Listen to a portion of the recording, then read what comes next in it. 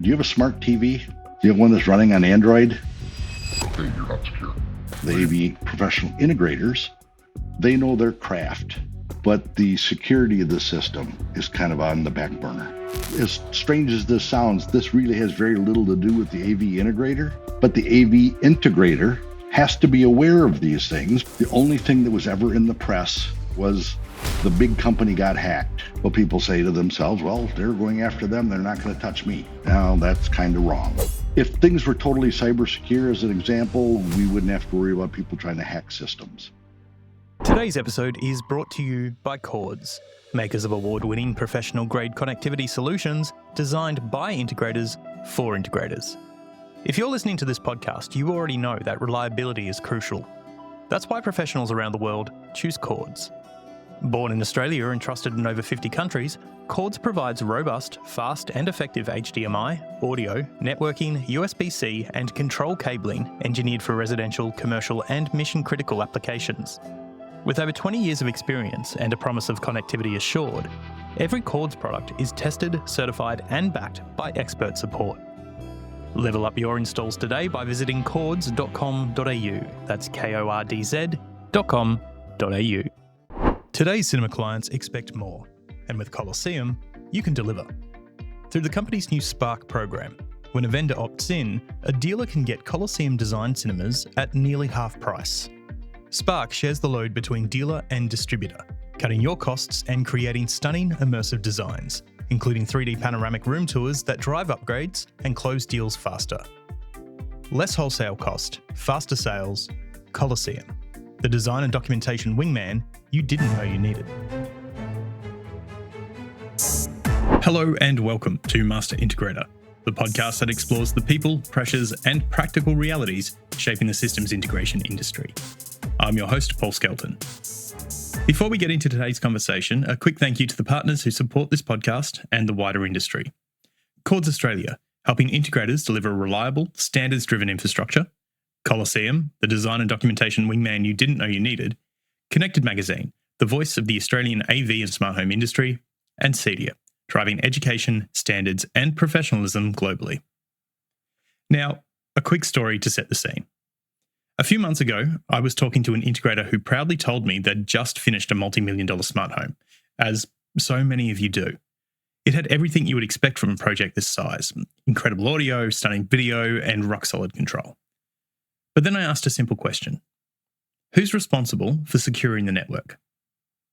Silence. Not because they didn't care, but because for a long time, networking, and perhaps more importantly, cybersecurity, were afterthoughts, or they were placed in the too hard someone else's problem basket. Well, that mindset is no longer survivable. And today's guest has been saying that for years. My guest today is Jeff Sonnleitner, educator, cybersecurity specialist, and longtime instructor for CEDIA. Jeff has been teaching cybersecurity concepts since 2004, long before smart homes became mainstream, and he brings a rare ability to translate complex risk into language integrators and homeowners can actually understand. In this conversation, we talk about why AV systems are now prime entry points for cyber attacks, why good enough security isn't good enough, and why the human factor is still the weakest link in any connected home. This is Master Integrator. Here's Jeff Sonnleitner.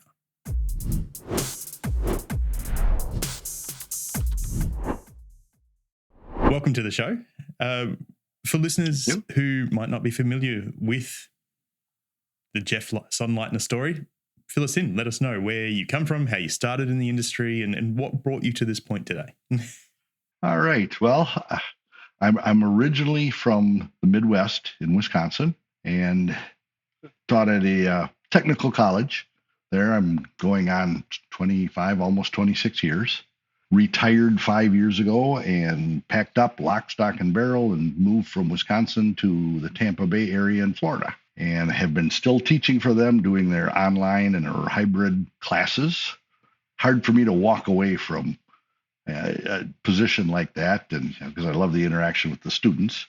And it just happened that at the beginning of COVID, the wife and I had decided we were going to move to Florida. My boss at the time, the dean of our department, said, yeah, you can go ahead and move to Florida. We closed the campus, but only if she can move with us. Yeah, that didn't work out. But in the meantime, while we're packing up, a very good friend of mine, Rich Green, who probably a lot of you know, stopped over one day because he happened to be in Wisconsin from Palo Alto, California, and started talking about the upcoming ISE in Amsterdam. And he said to me, well, we're trying to expand some of our education into cybersecurity. And he asked me, what do you know about that? And I opened my big mouth and said, well, let me show you some parts of my resume and that I've been teaching cybersecurity, believe it or not, since 2004. Wow. That's early days. Worked with, very early days. Back then, it was just primarily awareness. This is what it is. They haven't quite figured out how to use any part of cybersecurity. So as my classes started getting a little bit more advanced, I looked to another couple of different companies on what are they doing. Obviously, the big ones, the Microsoft and the Google and things like that. But one big one that stuck out at that point in time was the United States Department of Defense started a program called ethical hacking. And I enrolled in it, which meant 6 weekends driving across the state 160 miles each way for 6 straight weeks to take this course, and fell in love with it. Absolutely fell in love with it. Well, that's part of what came up with the conversation with Rich and I. And he said, well, we need somebody that's going to be able to teach this stuff at ISE. Now, here I am 6 years later, still teaching for CEDIA at both Expo and at ISE, and at a few of the tech summits they hold around the country. Well, that is pretty much what I really wanted to kind of dive a little bit deeper into, is around this idea of cybersecurity. Now, I'm not smart enough to counter Rich Green, so I'm just going to steal his question and say, so what do you know about cybersecurity? Okay. That's a tough one to put into a couple of sentences. I'll be quite honest with you, Paul. I probably could sit and talk for the next hour and a half, 2 hours, 3 hours, 4 hours about what is cybersecurity. In theory, nobody knows. It is theory at this time. Practice is getting better. If things were totally cyber secure, as an example, we wouldn't have to worry about people trying to hack systems. So depending upon what industry you're working with, whether it's a basic IT department or you're working with AV integrators, healthcare systems, it doesn't really matter. The concepts all have to be the same, but the end results are going to be different based on the different laws of either that industry or different countries. Obviously, what we have here in the United States is different than what Europe has with the GDPR and other countries having all their own rules and regulations. The biggest problem I see with the rules and regulations is they are very good at conceptualizing things, but not in practice. There are a lot of major manufacturers out there that are the opposite side of things, where here's going to be the hardware or the software that's going to keep you and your information secure, but they want to do it their way. And you've got all these other government entities trying to stick their nose in it. So it's slow progress. From an awareness standpoint, my personal opinion is anybody above the age of 8 better know what they're talking about, especially those kids that are carrying around cell phones. They are terribly insecure and ends up in the home, in the business at some point in time, where you've created this open backdoor. Honestly, kids don't care. It's social to them. That's all it is. Yeah, and you could have a I won't say bulletproof network, but a pretty tight network, and that just becomes an instant backdoor into it, really. Absolutely. There are more residential backdoors into a network than there are in commercial. However, the commercial end of things is when the hackers, I'll use that term very loosely, get into a system, they are looking primarily for things that are monetary. How can they get into them, get the money? How can they do this? How can they interrupt this? Hold people, hold companies for ransom, et cetera, or using ransomware, things like that. So it's all finance driven. And again, since there's all of these countries around the world that don't have the same rules and regulations, most hackers just, well, heck, let's just go after anybody and everybody. Eventually, we're going to find somebody. There's no hacker sitting in a computer going, I want to get into the bank. yeah, all well and good. No, computers do it now. Yeah. And with the advent of AI, scary stuff. Very scary. And it's also, I guess, that a lot of people have that mindset of it's not going to happen to me. I mean, I'm just this. Well, I'm Paul Skelton. I live in Melbourne. Who cares about my system? Yeah. But that's not the point. They're not targeting me. They're just doing a broad-based attack to see what can they get. Exactly.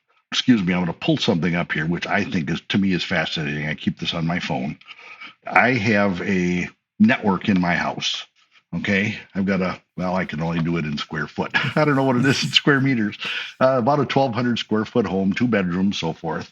But I have a network in here, which I have 52 items touching my network every day, 24 hours a day.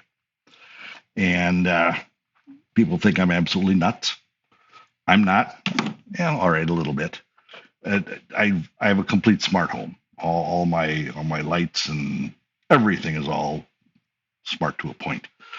And what I just wanted to do, and I pulled up because I'm one of those strange people that I log all my activity on the system and then have my parts that touch the network, the router, etc., scan constantly. Now, you were saying before, why would somebody want to go after you? Well, I'm looking at mine right here, and I'll just read you a couple of the numbers. My system last week was scanned 574,900 times. And I asked that exact question you asked before. Why me?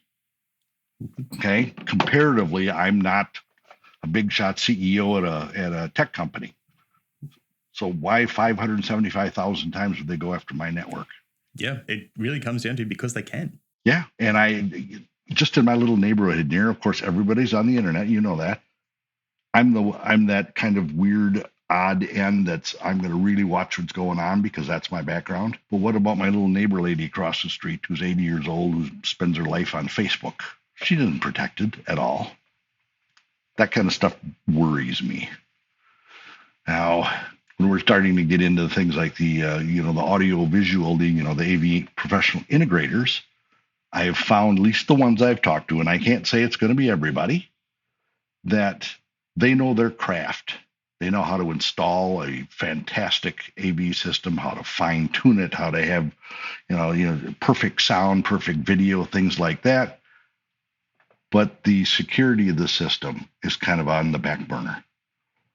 And that's what we in CEDIA are trying to bring that to the forefront, saying, look, you've got to protect this because now you're installing smart items. It's interesting because obviously, I mean, you've been teaching the subject for 20-something years. I've been in the industry here for 20 years will be this year for me. I feel like people have only really been talking about cybersecurity, probably I'd say in the last 18 months to 2 years, it really seems to have come to the forefront of the industry. So I'm interested, because you have been looking at it for a while, what's changed? Has something changed? Is it awareness? Is it the threat profiles changed? I mean, why all of a sudden is this big focus on cyber? And I guess why wasn't it previously? Okay. I'm going to break this into 2 different answers. Okay. One, up until probably 2, maybe even 3 years ago, most residential type installations or non-commercial ones, probably a better way to say it, the only thing that was ever in the press, for the most part, at least here, was the big company got hacked. Okay. Target was a very good one here, a big chain of department stores, and then one of the big hospital systems got hacked. That makes the headlines. So people say to themselves, well, they're going after them. They're not going to touch me. Now, that's kind of wrong. But what started with CEDIA getting involved in cybersecurity last year at ISE, I happened to be at the ISE booth, and who walked in but Daryl Friedman, our CEO. And he and I just struck up a conversation, and he said something to me because he had attended part of one of the stage talk classes that, in fact, was Rich Green and myself did. And he cornered me and he said, okay, how do I know if my house is secure? And I just said to him, okay, Daryl, do you have a smart TV? Do you have one that's running on Android? He said, yeah. He said, okay, you're not secure. That's simple. And he said, seriously? And I said, yeah. You've logged in there with your email address, with your Google password. into your TV set, and guess what? It's broadcast. So you just gave up your password. So That's what started it. How on earth are you meant to get around that as an integrator doing AV systems if you can't have a smart TV? What's the solution? Yeah. From my standpoint, the things like securing the system has to be as important as setting up the audio and the video portion of it and fine tuning it. Okay, you're familiar, with the CEDIA's RP22 and how all of that works and how to fine tune everything and just make everything perfect. This has to be, as far as I'm concerned, as important as doing that. Think about the concept of this. You're got your whole beautiful, $1, $2, $3, $4, $5 million audio video setup with all your fancy couches and the big projector and everything else, and you open up Netflix. Well, what happens? Netflix is collecting your information. Every streaming service is collecting your information. How do I know that? How do you know that?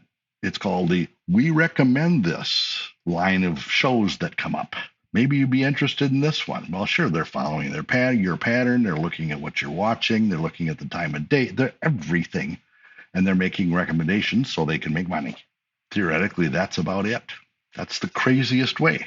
So the last time I had someone on the show talking about cybersecurity, my wife listened to that episode and I didn't hear the end of it. The fact that you've now brought up smart TVs and I have a smart TV, I am really going to cop this. So let's go deeper here. You've got smart TVs, which are obviously a problem. What other devices do we sell as an industry that you sit there and think, I would never have that in my house, or that is so problematic that what are you doing? The best way I can come across with answering that, but as strange as this sounds, this really has very little to do with the AV integrator, but the AV integrator has to be aware of these things because you want to completely secure that network.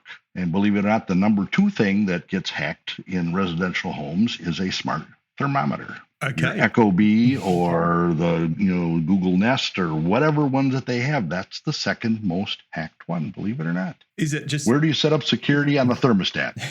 You don't. So that's purely just as an entrance point into a larger system, theoretically. Yep. And that's all these people are looking for is an entrance point, period. Once they can get in, if they get in far enough, they have access then to everything you would have on your laptop. Even if you have things stored that are cloud-based, it's not on my computer. I don't keep that stuff here. It's cloud-based. It's safe. Well, it is till they know your password. And who collects passwords on every website that you go into but Google and Microsoft, right? So you've given them up. Okay, so no TVs, no thermostats. What else you got? Back to the Stone Age, right? So is there a way to make these systems secure, though? I mean, there has to be a solution there that integrators can then adopt and apply to their jobs to make sure that what they're installing is fit for purpose. I've done some very, very heavy and very deep research for another company just in the past couple of months.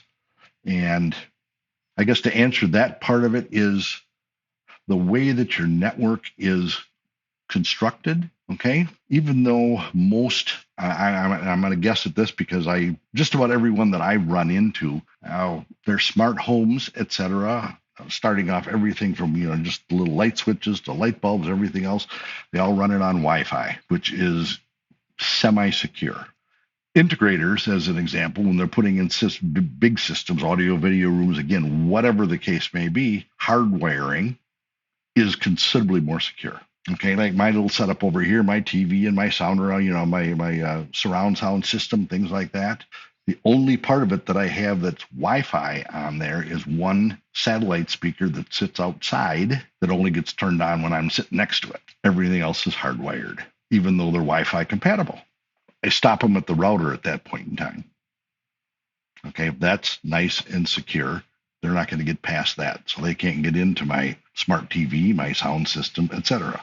Now, am I one that believes everything I preach? Well, I have a laptop and I run it on Wi-Fi. So I can't run a wire all through my house to the back side, the back end of the house, to the living room, to the kitchen, to, everything else, wherever I want to plug in. So I also run on my systems, one, two, three, four different antivirus and access softwares, as well as have a firewall in my system and two different monitoring systems. Probably overkill, but that's just me. Well, is it possible to do overkill these days if you're getting scanned, half a million times? I don't think so. I don't think overkill to me does not exist. So the conversations that you've had in the past few years when you've been kind of aligned with the CEDIA side of the market and going to ISE, going to CEDIA Expo, when you are having those conversations with integrators, from your experience, do they understand the risk, the liabilities, the responsibility that they have in order to secure these networks? Or is it still very much a mindset of that'll do, it's good enough? Okay, I'm going to answer that question in two parts again. All right. If I look back last year, Expo and ISE, and even the previous year, my thought process is that more of them lean toward it's good enough. The integrator has sold or whatever a system to a homeowner, small business, whatever the case may be, and that's what they're going to deliver on. They've avoided security, especially if they don't know anything about it. Now, part B about this, because CEDIA has gotten very interested in and really starting to promote cybersecurity quite well, we are actually introducing a Integrators handbook on cybersecurity at ISE in Barcelona this year. We're just in the process of the final parts of wording, and then it's going to go to print and published and brought along. And I'm actually going to be doing a stage talk about it one day, and then the following day, Peter Aylett and I are going to be holding an hour-and-a-half class on this. So we want to get the integrators in and saying, look, you got to do this. You can't not do it anymore. So that would be the Home Cybersecurity Guide? Yes. Yep. So tell me a little bit about that, what the purpose of it was and who it's very much targeted at. The purpose, I think, is kind of obvious, and that's that the awareness portion of cybersecurity has to be first. You got to know that it's out there and know that there are products that are going to help them. They have to understand it enough to educate their clients. The client has to know enough then to say, look, if I've got a problem, what do I do? Call that integrator, whatever the case may be, and let's work this out together. For example, of something like that is, I'm sure I've heard integrators put in a nice system, collect the check, and they walk away. Got the sale, let's move on to the next one. Well, there's a big potential for, what ROI is, return on investment, okay? By creating everything from a service contract of some sort and say, look, every 3 months, every 6 months, we're going to come in, we're going to reinspect your system, we're going to update everything, we're going to update the firmware, update the software, update this, make sure everything is running quite well, audit your system, and if all is good, we'll see you next time. If there's a problem, we're going to get you back up to where you need to be. That has got to be part of the mindset of the integrator now. It's not a one and done. This is you're now basically putting together what I think is more like a continuous contract. Yeah, and that's definitely something that we talk a lot about, and not just on this show, but obviously with my role at CEDIA too, is this idea of service agreements and aftercare. It's so important, and yet so many people don't do it, and they don't have a mechanism to do it within their business model. It's actually quite concerning to see, because we're talking about very expensive systems and technology. I mean, it's going to go wrong at some point. So to not have that in place is problematic. Yeah. Well, I think this is something I just read in the past day or two, which I guess I didn't quite, the light bulb hadn't come on yet. And that's how many clients that you had for a long time are still running legacy-based systems. Yes, that nice old Macintosh receiver, that the tube's coming out of it, the sound is phenomenal. Okay? Got to be careful. So with the cybersecurity guide, Is it more to do with the technical aspect of securing a network, or will it actually go into a level of, I guess, helping the integrators to have those conversations at a level that their client will understand? It's the latter part of it. It's that interaction between the integrator and the client of, if you run into this kind of a situation, here's what you do. Okay? These are things that that client has to be aware of. All right, a little story. And this I got secondhand, but I know the individual I got it from was probably spot on. A very wealthy individual in Silicon Valley in California had a very nice gaming setup in his house for his 14-year-old son, who at one point in time invited all of his friends over. Let's all do this together. And how do you get on that system? But the 14-year-old gave out the password to their network to all his friends. Oops. What I asked was, is the gaming network separated from your primary network? Are you running through a VPN, a virtual private network? Is it completely separated? No. And I said, okay, well, I think I'm going to come over to your house and play games and give me your password. Yeah. It's just things like that that you don't expect that to be part of securing a system. So that client has to educate his family as well, his, her, whatever, okay? And just say, look, if something's going on, don't try and fix it yourself.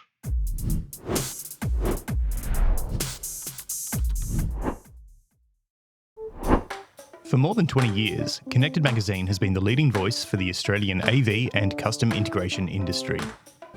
If you work in commercial or residential AV, it's the place to keep up with news, new products, and the bigger industry trends.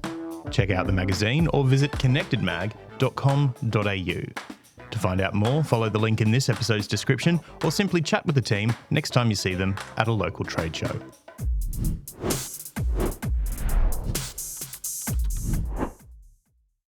So that very much kind of ties into one of the other sessions that you're running at, or I should say you ran, because this will come out after ISC. So one of the sessions that you ran at ISC about securing the human link in a system. So I guess with all of the growing awareness around technology, and we have a generation coming through who are incredibly technology savvy because they've grown up with it, why is the human link still the weakest link when there's so much awareness and knowledge about it?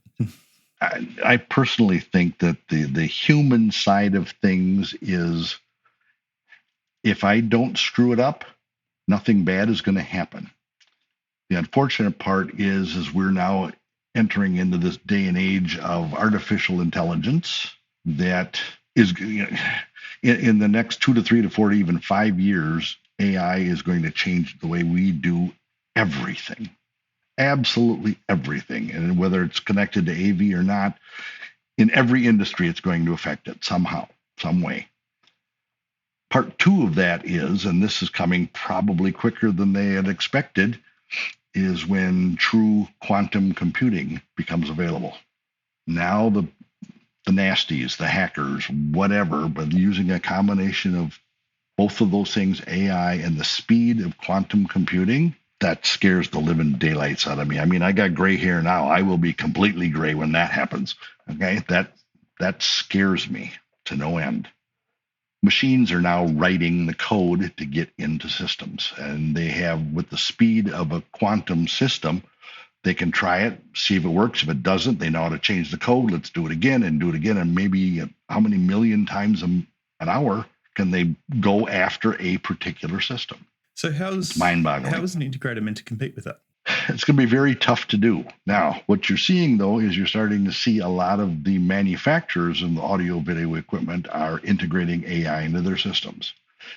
They're still at the beginning stage. I talked to a few of them in Denver at Expo, and a bunch of them said, oh, we have AI integrated. Not really. It's getting there. It's not integrated. You know as well as I do that whatever you find in any chat bot that's out there right now, in a year where, ChatGPT, we're on version 5. In 1 year. This has been out 1 year this past November. And that's it. And look how much it's changed. Everybody knows the major ones, the ChatGPT and the Perplexity and the Gemini and Copilot and all these other ones, but they don't realize right at the moment there are about 3,000 of these chatbots out there and available.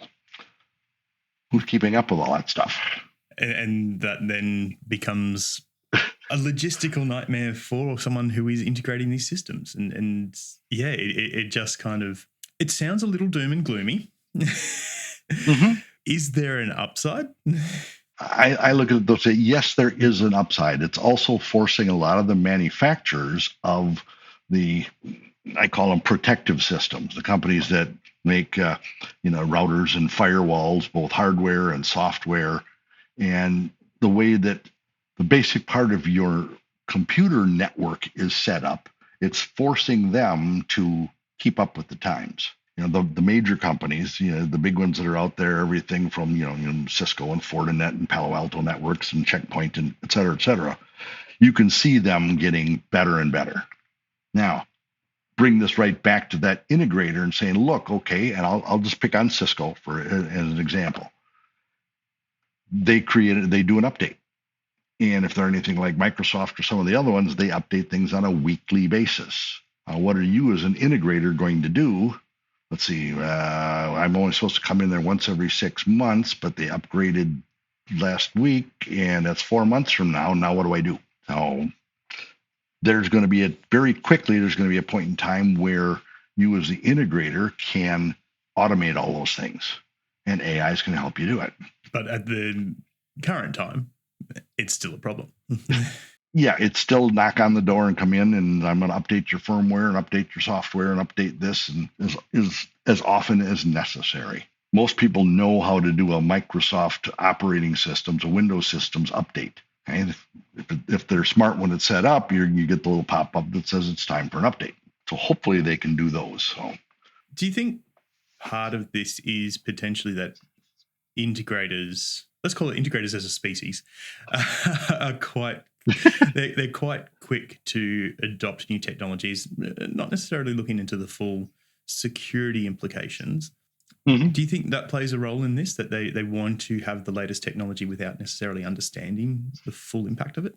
What I would like to envision for AV integrators, I know there are 1 or 2 companies out there right now that are building and selling pre-programmed hardware, network hardware, routers and firewalls. You buy it as a package from them. You go into your residence and you start plugging everything in.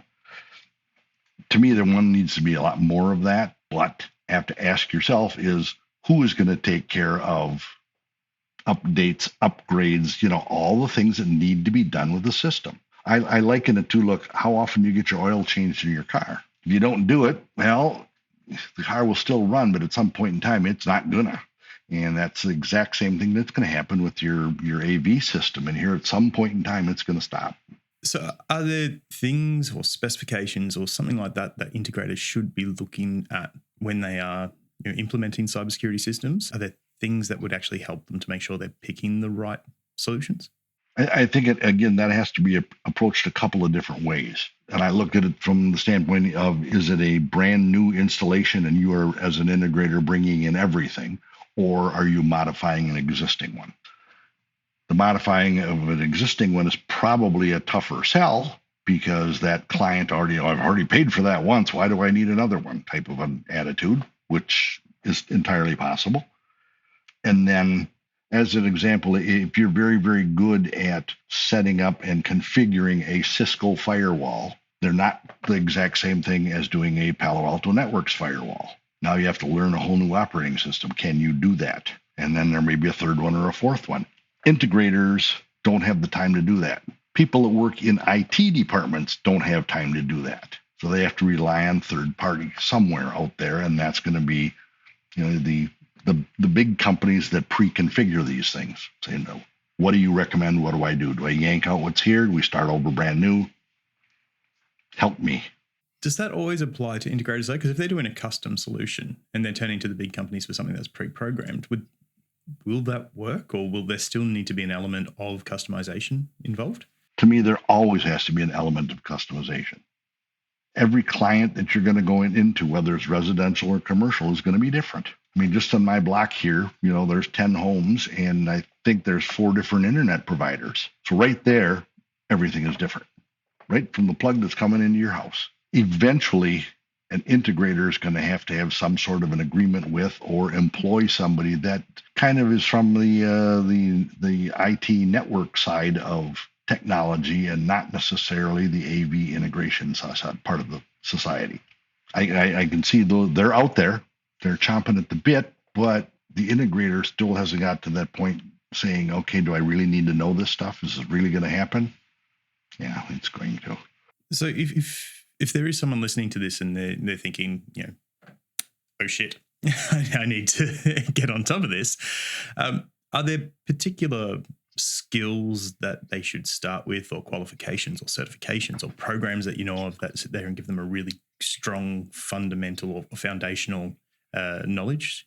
Once our integrator handbook comes out, which again is going to be introduced in Barcelona first part of February, that's the next thing that we at CEDIA are going to be working on.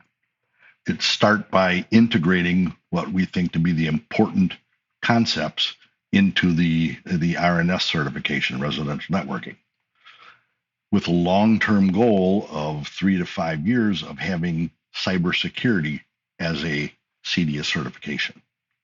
Now, there are a lot of other ones out there from, like Security Plus and Network Plus, things like that from CompTIA. Google has their own. Everybody's got them. We're going to approach it a little bit more generically, non-product specific, so you understand how it works. Now, if you as an integrator want to align yourself with a particular company, okay, a manufacturer, again, the Cisco's, the Fortinets, whatever the case may be, they'll offer training somewhere. It becomes a little bit more of a long-term commitment from the integrator and possible integrators employees too. You'd hate like heck to send somebody to do the boot camp Cisco or a CISSP or something like that and have them walk away after a year where you've just invested thousands of dollars to lose somebody. It's honestly, Paul, it's a tough call. So I'm wondering, does someone need to know networking in order to work with cybersecurity? Like, will they actually need to do the networking skills, or could they be the cyber guy? Yeah, it could be both. Okay, I think any AV integrator is going to know something about networking. That's the way all installations are going right now, period. These are not standalone systems like the old stereos and things like that, where you had the amplifier and your 2 speakers and your record player and fine, that was not connected to anything. We're in a connected world at this point in time, and network people understand better this network, the connected world part of things because of the designs of their systems. You get into certain industries with networks. Again, I come from the education background, so the college I was at, we had 3,000 full-time students. In our IT department, there were 48 people. That's a big department. But think of all the rules and regulations and all the things that they have to be aware of, and the guidelines, the availability of everything. Everything has to be kept confidential. Your school records, whatever the case may be. So between that or people in healthcare and banking and finance and retail, it's completely connected at this point in time. Believe it or not, I think networking people would make very good AV integrators. And I think AV integrators with some education can be good networking people. Yeah, they just have to be open to learning. Yeah. So I'm wondering then, so let's say that someone's done some research into cybersecurity and they've got some devices that they've secured really well, but then the networking side of things, let's say, is subpar. Is that still a vulnerability on those particular devices? Yes, it all depends on how the network is set up. It's how it's constructed. There's so many variations and ways you can do things in setting up networks. And what is the end goal of that network? What is it, and what can it be? How much change is going to happen? I had a network in my house before I put anything that was a quote-unquote smart device on it. Okay? So now when I started putting smart devices on there, I had to rethink my network, rebuild it, not necessarily physically, but more of it's in the configurations of the systems. I had to set up that second Wi-Fi access. I had to added a guest one on there, added a VPN on there for doing financial things. Previous to that, my network was okay. I can plug in my laptop and I can get at my cloud drive from the school. That was all my concern was, or get on the internet and play a game, or who knows. Okay, so I guess from the integrator's perspective then, and if they might not know a lot about networking, they might not know about cybersecurity, probably know less about cybersecurity than networking at this point. Mm-hmm. What role does this fear or concern of saying the wrong thing start to have an impact here? Because if they are implementing systems that are subpar, but they're not willing to say, I need more help or I need to learn this, how do we actually move forward? Psychology class is down the hall. That's a really tough thing. Is you as an integrator, an example, and your specialty is probably, it might be in audio. So you're going to learn everything is about the new things coming out that are audio based. What can I do? What's the best amplification system? What's the best set of headphones and speakers and things like that? And that's the stuff that excites you, because that's what your specialty is. You have to kind of move past that barrier into the things that maybe not excite you very much, but it makes what you're doing more of a complete package. It's not get rid of that, again, that one and done attitude, and become more of a one-stop shop, if you will, for the technology that's going into a residential or commercial venue. All right, so moving from psychologist to psychic then. 3 to 5 years from now, what's going to be happening in terms of cybersecurity? Are we going to see people getting better at dealing with it, or is it all going to blow up in our face? I mean, where are we headed? Well, from a doom and gloom standpoint, it's all going to blow up in our face. Just seeing a few of the things that just came out of the Consumer Electronics Show, CES, and one of the big things coming out of there are the smart glasses. Google tried that at one point in time a while back, got into major trouble, okay? And this new round, and they discontinued it, they gave up on it, whatever. Well, all of a sudden this year, there's like 40 companies coming out with them. Meta being one of the biggest ones at this point. Ray-Ban is coming out. Even sunglass manufacturers are coming out with them that aren't really tied to technology. There's going to be more things that people have or can get that potentially is going to work on that negative side of things. There are free and available websites out there for you to buy hacking tools. I have a little one here in my drawer. It's the size of a little USB dongle. It's called a rubber ducky. And if I plug that into your computer, within about 2 minutes, 3 minutes, I will have copies of everything you have on your computer, including every one of your passwords. They're that small. Okay. And you can buy them for $49. Yeah. All right. They're out there. Now, look at the opposite side, okay? This 3 to 5 year thing, the technology, you hear things like the AI bubble. It's going to get up and it's going to go down. No, I don't. It's going to go up, okay? It's just that simple. It's called Moore's Law. It just keeps going up and up and up and up. At some point in time, you're going to come to that point in time where machines will know as much or more than humans. There's the scary point in time. We don't know what's going to happen. Yep. And yet it will not stop us from getting to that point. No. Yep. Well, governments are already talking about how do they control the ethics of systems like that. And they can't agree on that. You get a group of 3 people together and you get 3 different answers. You get 400 together and you get 400 different answers. Yeah. Nobody can agree. Yeah, because ethics is entirely subjective. Yeah. Yeah. We don't understand it yet. We know the concept of it. We don't understand it. So that's the kind of the doom and gloom side. What about the optimistic side there, where we win and we tame the beast, keep it in control? Not going to happen? Okay. But the potential to happen is there. Where you're running into the questions now is humans still control that. There aren't humans out there that are working in technology. And I'll say this is kind of a weird thing, but not everybody is 100% ethical. Crazy. I think everybody can agree on that. There's just, and I'm not talking I am talking in any level of ethical. I mean, does your neighbor kid come over and kick your basketball across the yard? Was that ethical for him to do, or just stupid, or what? When that line of true ethics and machine learning get together and they can learn from each other what's right and what's wrong, you're still not going to please everybody. You just can't do it. That to me is physically impossible to do. But if you can make it as close to that level, things will be good. So with both scenarios in mind, is there a mindset in the integration industry that you think needs to change? And if so, to what?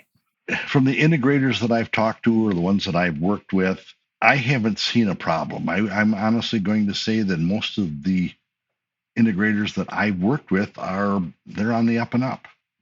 They're not, they're working with people with money. Most of them are probably well educated. So yeah, you're always going to run into the exact opposite. You're going to have the people with money that are highly educated. They're about as unethical as you can get. The broad spectrum is there. Okay. Humans are going to have to be a better judge of people as this technology grows. Not an easy thing to do. No, not at all. Not at all. So someone's listening to this and they want to do something today. They're energized and excited and they want to get a handle on it. What first? Well, since this is coming out after ISE in Barcelona, I would say attend some of the classes at Barcelona, but we'll do them again in Denver in fall. Oh, yeah. Hopefully at that point in time, we're going to have more information that CEDIA is going to put out that's going to start tying into the things like the RNS certification, et cetera. We're going to try and put the next set of information out beyond the integrator's guide to dealing with your client. This will be the integrator's guide to how do you learn more about cybersecurity? Who do you turn to? We'll see hopefully a good uptick in things on CEDIA's, everything from the white papers to online classes to who knows what. They know it has to happen. So it's going to happen, hopefully quickly. So, or at least quickly enough. We'll see. Yeah. We're in a race time at this point in time because that technology is on that upswing with, like I said, with Moore's Law. You have to react so much faster now.